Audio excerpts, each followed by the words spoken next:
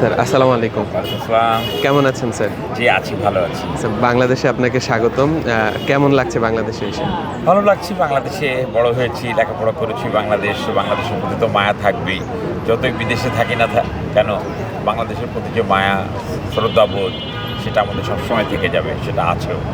তো আজকে আমি এনআরবি ক্যাটাগরিতে সিআইপি হিসেবে সিলেকশন পেয়েছি এবং আমাদের মাননীয় প্রধান উপদেষ্টার হাত থেকে আমরা সেই অ্যাওয়ার্ডটা গ্রহণ করব। সেই উপলক্ষে আমরা আজকের এই অনুষ্ঠানে আসছি। এখানে ইনশাআল্লাহ এখন ঢুকে আমরা অ্যাওয়ার্ডটা গ্রহণ করব। বাংলাদেশ আমাদের দেশ, এই দেশকে আমরা ভালোবাসি। আমরা বাংলাদেশের উন্নয়ন, গণতন্ত্র সবসময় আশা করি। ধন্যবাদ। স্যার আপনি একজন সিআইপি এবং একজন বিজনেস আইকন, সে জায়গার থেকে বাংলাদেশের অর্থনৈতিক অবস্থাকে আরও প্রগতিশীল করতে কি কি পদক্ষেপ নেওয়া উচিত বলে আপনি মনে করছেন? বাংলাদেশে প্রগতিশীল হওয়ার জন্য বাংলাদেশে ইনভেস্টমেন্ট হতে হবে এবং ইনভেস্টরদের এগিয়ে আসতে হবে। কিন্তু ইনভেস্টরদের তখনই এগিয়ে আসবেন যখন বাংলাদেশ গভর্নমেন্ট তাদেরকে সেই ধরনের সুযোগ সুবিধা, সহযোগিতা এবং সিকিউরিটি দিবে।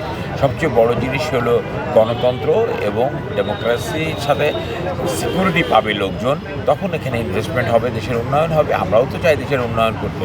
সুতরাং অনেক সময় আমরা ভয় পাই, বিভিন্ন সময় পলিটিক্যাল প্রবলেমের জন্য অনেক সময় ইনসিকিউর ফিল করি, বা সিকিউরিটি পেলে এদেশের উন্নয়ন হবেই। এদেশের লোক যথেষ্ট জ্ঞানী, যথেষ্ট পরিশ্রমী এবং তারা প্রচণ্ড ডিসিপ্লিনও মেনটেন করতে চায় যদি তাদেরকে করতে দেওয়া হয়। জি স্যার, আপনি কিছুদিন আগে একটা রোলস রয়েস ফ্যান্টম কিনেছেন, যেটা আমাদের অনেকেরই স্বপ্ন। তো এই গাড়িটা সম্পর্কে যদি কিছু বলতেন। আসলে এই গাড়িটা আসলে সবাই গাড়ি কিনতে পারে, সবাই ভালো পোশাক পরতে পারে, বাট অনেকে কেনেন না।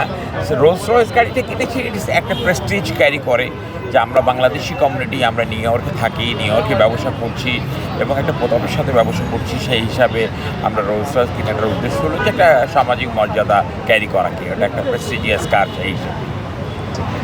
স্যার আপনি আমাদের বাংলাদেশকে আগামী 10 বছর বা আগামী 50 বছর পর কোথায় দেখতে চাচ্ছেন? এটা এখন আর ডেভেলপিং কান্ট্রি থাকবে না, বাংলাদেশ ডেভেলপড কান্ট্রি হিসাবে দাঁড়িয়ে যাবে বিশ্বের বুকে, এটা আশা করি।